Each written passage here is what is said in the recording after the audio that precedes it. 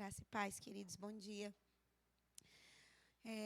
Nós estamos aqui hoje de manhã para levar a palavra do Senhor até você e para fazer aquilo que o Senhor nos deu um comando num dia de jejum e oração. Irmãos, do tempo que eu tenho de cristã, que eu sirvo ao Senhor, eu não me recordo de um dia histórico como esse, onde a gente percebe toda a igreja na nossa nação, não só a igreja evangélica, mas a igreja católica, os irmãos carismáticos, a igreja cristã, a igreja que se denomina cristã no nosso país, unida num só propósito.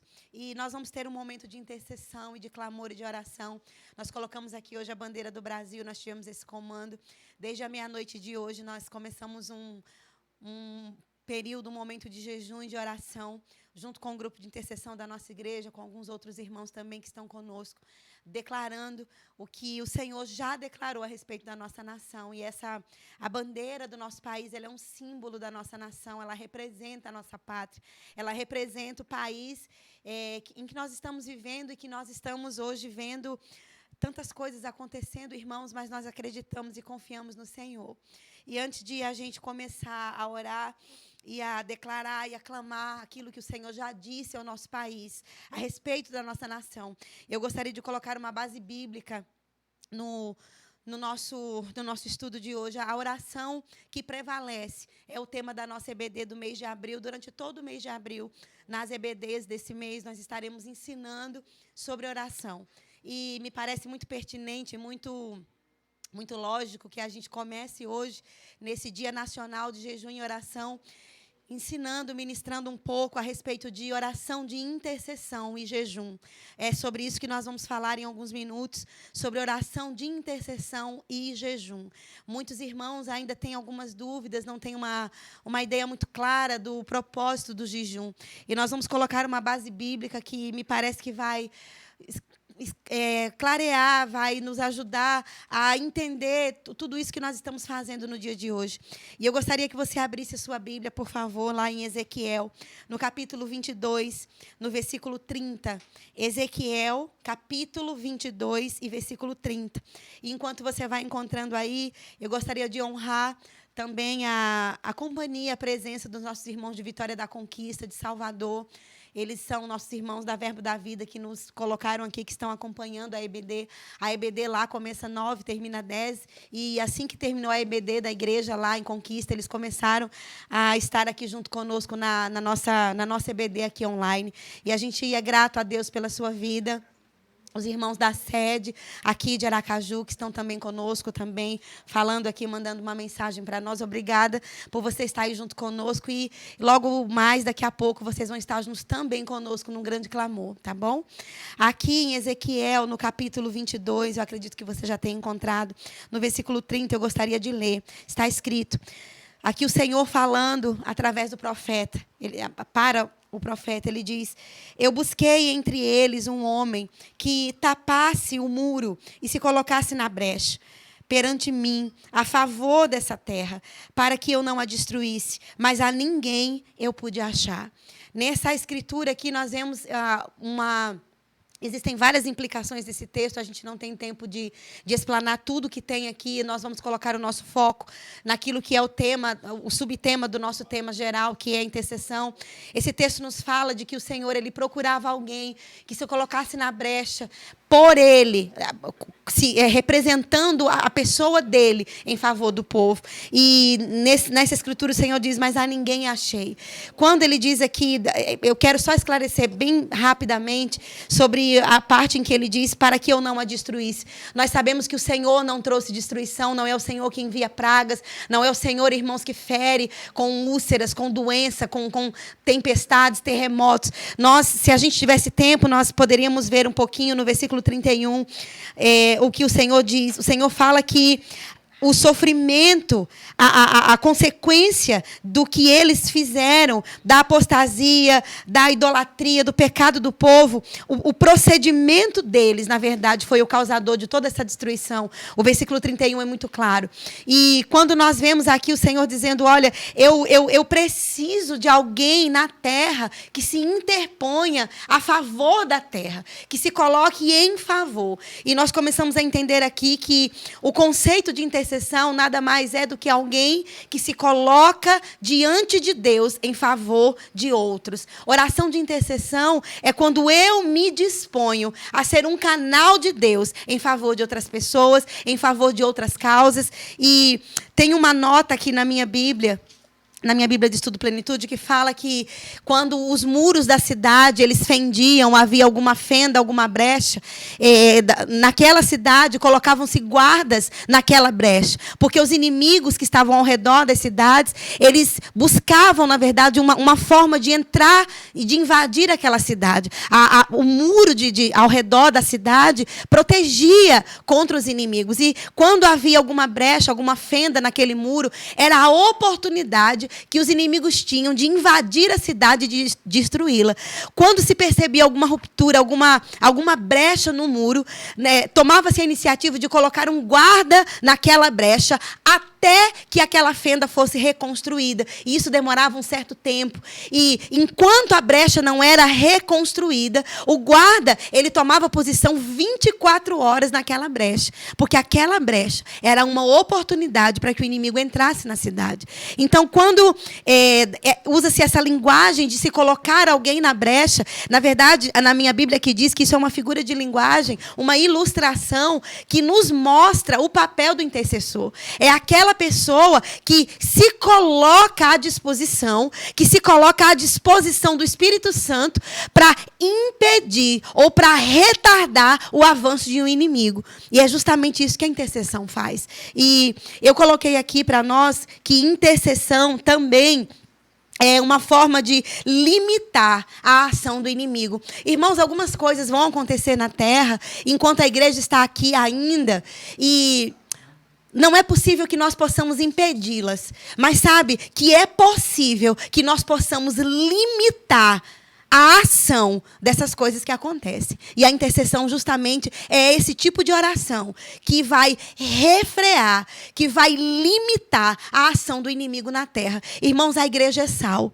Uma das propriedades do sal, a gente sabe que é preservar. O cloreto de sódio, ele age, por exemplo, em um pedaço de carne, ele desidrata aquela carne, ele tira a água e o componente do sal, o cloreto de sódio, ele preserva, ele é um antibactericida. Por isso que a carne não estraga quando ela está salgada. Quando ela está imersa em sal, ela se conserva, ela se preserva, ela não estraga, ela não apodrece. E quando Jesus compara a igreja com o sal da terra, ele está dizendo, olha, vocês são aquele agente na terra que é capaz de impedir que um apodreça, que o mal prevaleça. Nós não podemos impedir que o mal aconteça, porque o mundo ele jaz no maligno. E, irmãos, a igreja na terra, ela pode não ter o poder em algumas situações de impedir que algumas coisas aconteçam, porque na verdade está escrito que elas aconteceriam. Mas a igreja ela pode, da mesma forma que o sal impede o apodrecimento da carne, a igreja ela impede, irmãos, o apodrecimento desse mundo. A igreja ainda é a única e eu acredito que a última barreira moral nesse mundo. Quando a igreja subir, quando a igreja for arrebatada, irmãos, esse mundo ele vai apodrecer de vez. A imoralidade, o pecado, a corrupção, a violência vão alcançar níveis nunca imaginados antes. Mas enquanto a igreja ainda estiver na terra, o mal ele não vai prevalecer. As trevas elas não vão prevalecer. Porque está escrito, irmãos, em João, no Evangelho de João, capítulo 1, que a luz, ela prevalece sobre as trevas. E quando o nosso presidente foi movido, eu acredito, irmãos, por Deus, sim. Eu acredito que quando ele promulgou esse dia de jejum e de oração, eu acredito que ele foi impelido por Deus, sim. Muitos dizem, mas ele ainda não é um cristão. Nós não sabemos o coração dele. O coração dele pertence a Deus e nós não sabemos. Mas eu sei de uma coisa, que Deus move, assim como moveu Josafá, naquela grande crise que Israel vivia, de um grande exército que vinha contra eles, muito numeroso, como a Bíblia diz. E o rei Josafá, ele proclamou jejum e oração para toda a nação. E aquele povo, irmão, se prostrou diante do Senhor e clamou ao Senhor. E foi grande o livramento do Senhor. Está lá em 2 Crônicas, capítulo 20. E nós vemos hoje no nosso Brasil uma urgência. Uma das definições de intercessão também, segundo Simon Potter, eu ouvi uma ministração dele esses dias, muito preciosa, muito boa, sobre intercessão. E uma das definições que ele colocou para a intercessão também, que me parece muito, que define de uma forma muito clara a intercessão, é urgência. Irmãos, é urgente que a igreja se una hoje em um só propósito, em um só coração, orando pela nossa nação. E me veio uma palavra no meu espírito que foi interceptar. Eu estava na madrugada orando e veio muito forte essa palavra, interceptar. E eu fui para o dicionário e eu encontrei o conceito dessa palavra muito bem encaixado dentro do que nós estamos falando aqui sobre intercessão. Interceptar, vai aparecer aí para vocês o conceito. Interceptar é interromper o curso de algo. Interceptar também é cortar. Interceptar também significa pôr obstáculos ou colocar obstáculos. Interceptar também é deter. E me parece que interceptar tem muito a ver com intercessão. Nós estamos falando que a intercessão, ela tem o poder de limitar, de refrear a ação do inimigo nessa terra. E a nossa oração nessa manhã é com o intuito de interceptar aquilo que o diabo estava planejando e intentando contra a nossa nação. Interceptar é colocar um obstáculo. Sabe, irmãos, a igreja, ela é um obstáculo aos planos do inimigo nesse mundo. A igreja, ela tem o poder de interromper, de cortar, de deter aquilo que o diabo intentava fazer de mal para a nossa nação. Sabe, irmãos, nós estamos vendo um cenário econômico já atingido por causa desse vírus, e crise, e um medo instalado em muitos aí fora, o pânico. Mas sabe que a igreja, ela tem o poder de interceptar, de colocar um obstáculo e um basta hoje em tudo isso que está acontecendo. A igreja é o grande elemento surpresa de Deus. Quando o diabo pensa que venceu, quando ele pensa que conseguiu vantagem, que conseguiu instaurar o mal e o caos de uma forma definitiva, a igreja de Cristo na terra se levanta para dizer não, para declarar que não é o ponto final. Irmãos, nós estamos vivendo dias de glória, dias de unidade, dias, irmãos, que o diabo não pensava que iria acontecer. As igrejas reunidas nos seus lares, as famílias perto umas das outras, congregando, consagrando suas vidas a Deus. E eu faço um apelo a você que está desviado, que por acaso pode estar ouvindo esse ensino. Volte para Jesus. Volte para os caminhos do Senhor. Nós estamos vivendo, igreja, os últimos dias de fato. E aquele que é santo, santifique-se mais. Aquele que precisa voltar, volte cedo. Volte logo, volte hoje. Entregue sua vida para Jesus. Nós estamos vivendo dias em que o mundo vai ver a diferença entre o que serve a Deus e o que não serve. Irmãos, e isso vai muito além de placa de igreja. Isso vai muito além de divergência doutrinária. Nós vimos um vídeo há pouco no WhatsApp que está circulando, onde vários líderes cristãos dessa nação se colocam à disposição do Senhor hoje para orar. De várias denominações, juntos, unidos no mesmo propósito. Divergências doutrinárias hoje, elas cedem lugar a um propósito comum, de clamarmos ao Deus único, a um só Deus, a um só Espírito, a um só que salva, que é o nosso Senhor. E eu gostaria que você fosse para o Evangelho de Mateus, capítulo 6, versículos do 16 ao 18. Evangelho de Mateus, capítulo 6, versículos do 16 ao 18.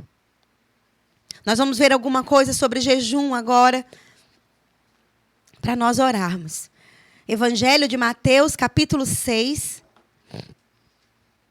versículos do 16 ao 18.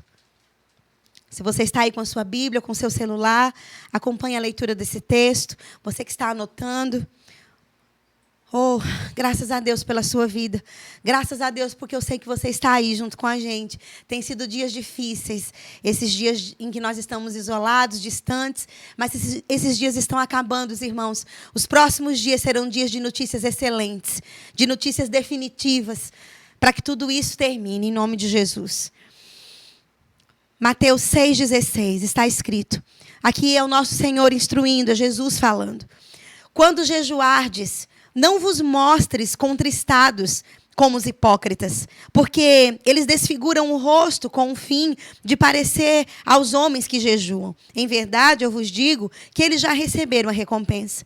Tu, porém, quando jejuares, unge a tua cabeça e lava o teu rosto, com o fim de não parecer aos homens que jejuas, e sim ao teu Pai em secreto. E o teu Pai, que vê em secreto, te dará a recompensa. Amém, meus queridos? Esse texto ele é tão maravilhoso. Ele fala do motivo de jejuar. Ele fala da forma como nós devemos jejuar.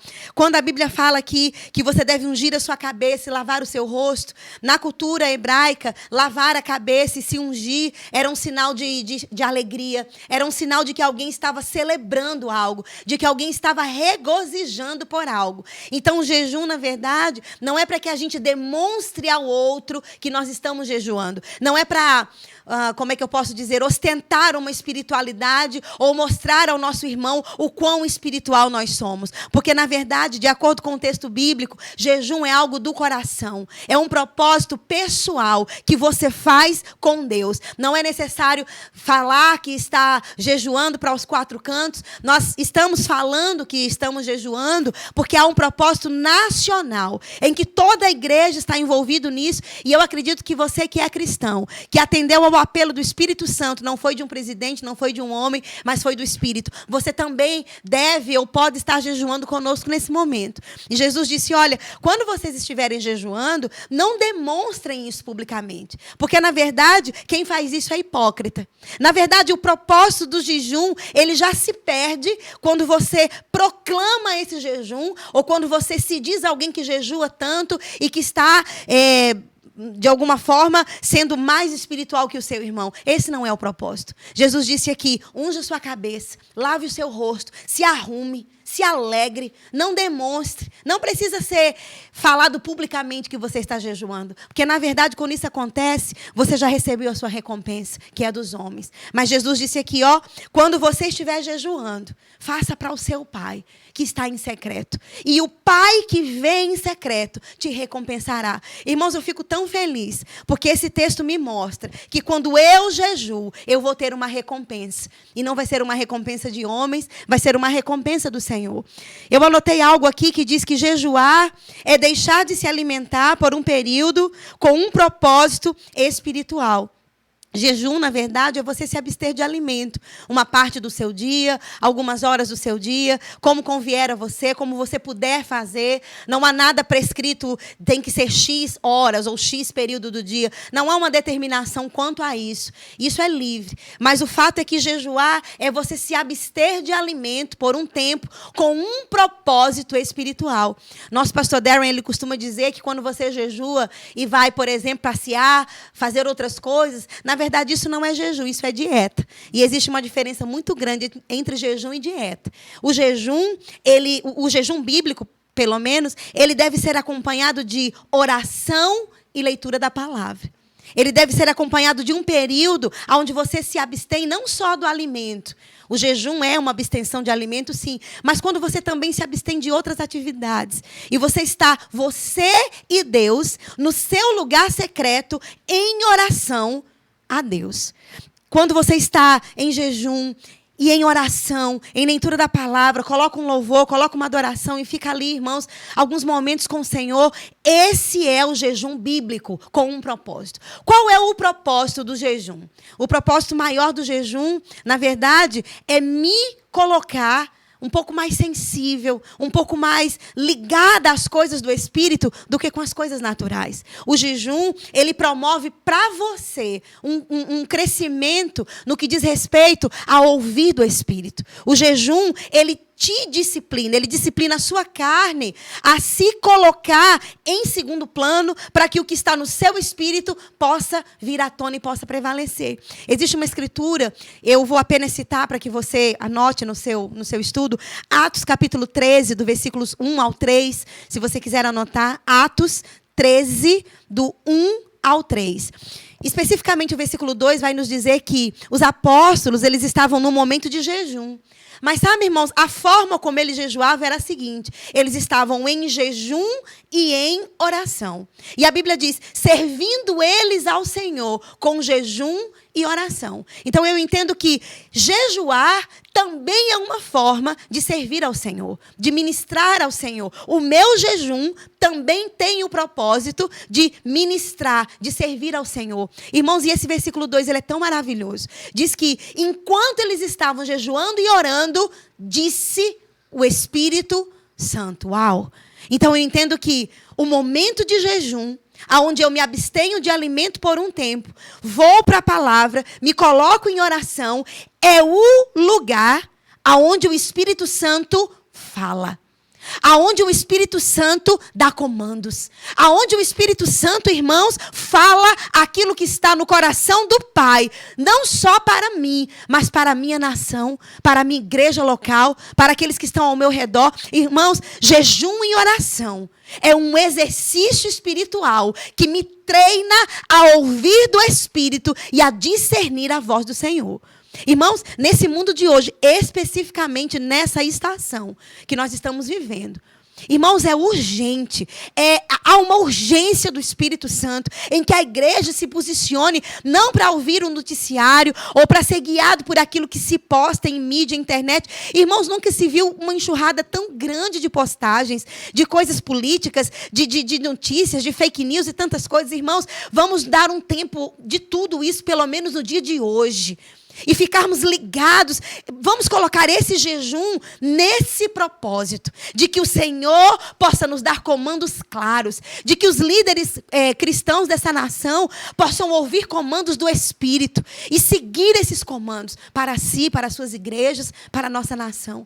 Então, hoje, esse jejum que começamos à meia-noite e que vai se estender até o meio-dia do dia de hoje, ele tem esse propósito. De vermos na nossa vida hoje o que Atos 13 viu. Irmãos, aqueles homens, eles ouviram do Espírito.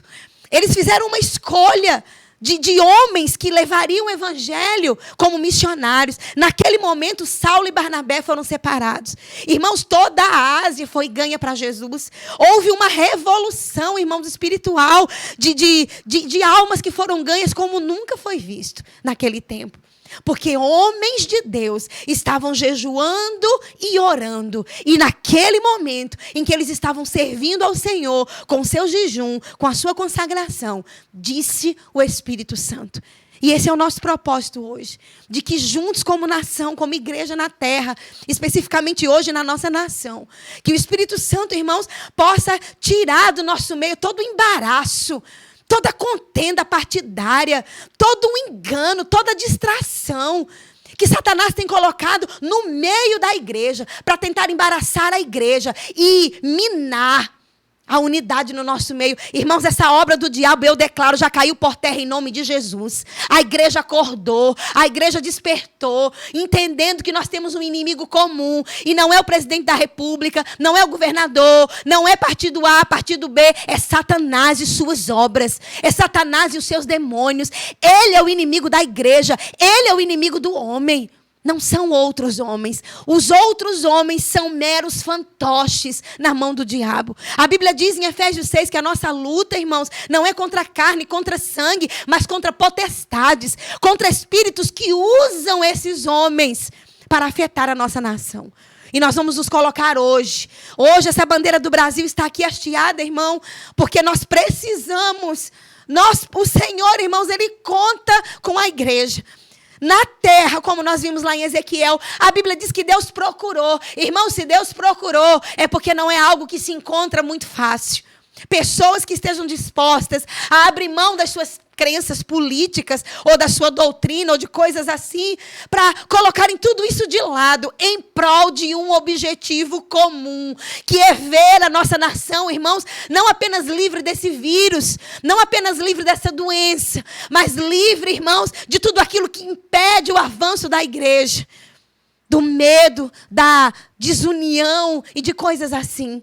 E nós vemos que jejum é uma disciplina espiritual. E que, irmãos, do jejum não possa ser apenas hoje, num dia de conclamação nacional. Mas que, a partir de hoje, eu espero estar te ajudando com esses conceitos e com esses textos bíblicos, mesmo que seja um estudo conciso, resumido, mas que eu possa estar te ajudando a entender essa questão do jejum. Que muitos, me dói no coração ver irmãos dizendo, essa questão do jejum passou, é do Velho Testamento. Meu filho vai ler a Bíblia, meu filho vai estudar as Escrituras. Jejum é algo atemporal. Jejum é uma disciplina espiritual para ontem, para hoje, para amanhã e para todos os dias em que a gente pudesse colocar em jejum. Talvez a gente não possa se colocar em jejum diariamente, talvez não seja aconselhável, alguns por questão de saúde ou coisas assim, mas a partir de hoje, que eu acredito que os olhos do seu entendimento estão sendo iluminados. Nós oramos assim hoje, que você possa a partir de hoje fazer do jejum, da oração de intercessão, uma rotina na sua vida de consagração, na sua vida diária. Uma vez por semana, a cada 15 dias, quem sabe, anote em uma agenda. A cada 15 dias, você coloca lá um sábado, um domingo, um dia que você queira. Hoje é meu dia de jejum. Eu vou me abster de uma refeição, eu vou me separar um pouco. Eu tenho esse dia de folga, hoje eu tenho um pouco mais de tempo, eu vou me separar um pouco, eu vou jejuar e vou orar, vou pegar a minha Bíblia, vou ler um texto bíblico, vou colocar uma adoração, vou estar de joelhos no meu quarto, na minha sala, em qualquer lugar, e eu vou estar ligada com o Espírito. Irmãos, Deus nos mostrava nessa madrugada tantas coisas de líderes embaraçados, de coisas acontecendo, de ninhos do diabo dentro das igrejas. Mas, irmãos, isso acaba hoje. Hoje é o dia, irmãos, em que nós vamos declarar do norte ao sul do nosso país que a glória do Senhor é que vai prevalecer. Eis que a glória do Senhor brilha sobre a nossa nação. Irmãos, esse é o ano do dobro. Há poucas semanas atrás, no início desse ano, nós tivemos, pelo menos na nossa igreja local, uma palavra específica para a nossa igreja, através do nosso pastor Fábio, que seria o ano do jubileu, um ano de glória, um ano de recompensas, um ano do dobro, o início de uma década gloriosa para a igreja. Irmãos, o atual cenário não invalidou tudo aquilo que nós ouvimos do Espírito no começo desse ano. Tudo aquilo que ele usou profetas, homens, mulheres de Deus, para declarar a respeito desse ano e dessa década. O ano de 2020 continua sendo o ano do dobro, continua sendo o ano da recompensa do Senhor, aonde haverá, irmãos, uma colheita de almas como nunca houve. Nós estamos começando a melhor década da igreja na terra, onde nós veremos, irmãos, multidões de jovens, multidões de anciãos, multidões de crianças se rendendo ao Senhor, igrejas nascendo nos 4 cantos desse Brasil, pastores sendo levantados segundo o coração de Deus, ministros de músicas ungidos, inspirados pelo Espírito Santo, que vão receber músicas do céu, que irão levar a nossa vida à presença do Senhor. Coisas grandes vão acontecer. Irmãos, nada vai impedir de o Brasil ser celeiro de missões. Desde o dia em que eu me converti, em agosto de 92, eu ouço homens e mulheres profetizando sobre isso, que o Brasil é um celeiro de missionários. O Brasil é uma terra rica, que tem tanta riqueza natural, riqueza hídrica, é uma terra boa, fértil, não somente no campo econômico, mas também no campo espiritual. Enviará missionários para todas as nações. A igreja do Brasil, irmãos, será a referência mundial do avivamento. E esse avivamento, eu posso dizer para vocês, já começou. A cortina de fumaça, que foi esse vírus e notícias de morte e crise econômica que Satanás tentou lançar esses dias, já caiu por terra e não tem o poder de anular aquilo que saiu da boca do Senhor. E eu quero te chamar, irmãos, a atenção nessa hora, encerrando aqui para nós podermos começar a orar. Se ligue naquilo que o Espírito diz à igreja. Irmãos, nós estamos conectados por demais. Me parece que há um excesso de estarmos ligados a mídias e coisas e tal. É necessário estarmos informados, sim, não somos alienados, amém. Mas o que há no meu espírito é isso, irmãos, que a gente se desligue um pouco de tudo que se está falando nas mídias, nos veículos de comunicação. Pelo menos, irmãos, no dia de hoje. E que a gente procure hoje estar mais ligados com o Espírito. Na parte da tarde, você tire um tempo, alguns minutos.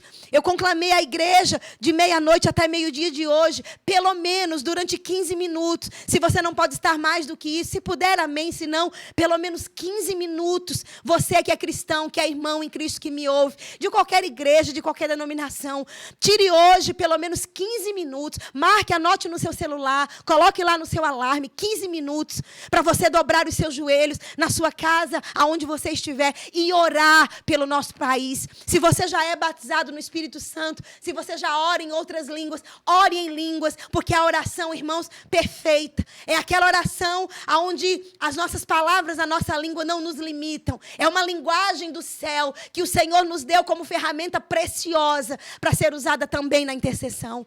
Então, intercessão é isso. É nós nos colocarmos em favor de outro. É uma urgência.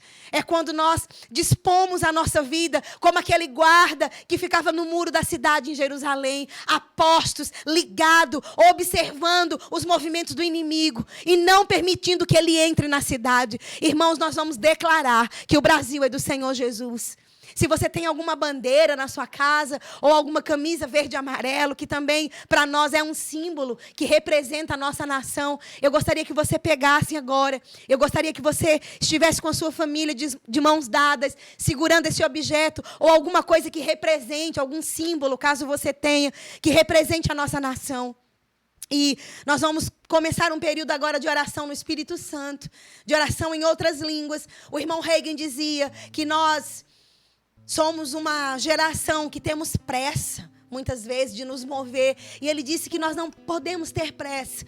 Nós precisamos voltar a fazer orações como os irmãos antigos faziam, de esperar no Espírito. Irmão, se a gente não tem um comando específico, não precisa ficar agoniado, nem tentando mentalizar aquilo que nós vamos fazer. Basta ficar quietos, orando no Espírito Santo. E enquanto nós estamos hoje aqui em jejum, em oração, servindo ao Senhor, o Espírito Santo, Ele vai falar.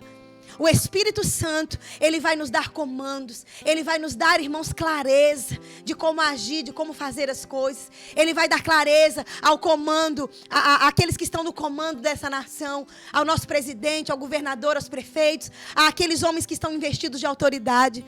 Porque, na verdade, irmãos, a nossa luta não é contra eles, mas é contra quem está por trás, tentando usá-los contra a nossa nação. Eu quero que você feche os seus olhos, amor. Se você quiser vir agora ou depois. Feche os seus olhos, irmãos. Se desliga um pouco aqui dos comentários aqui no YouTube. Feche os seus olhos. Aleluia. Pegue o que simboliza a nossa nação aí, se você tem.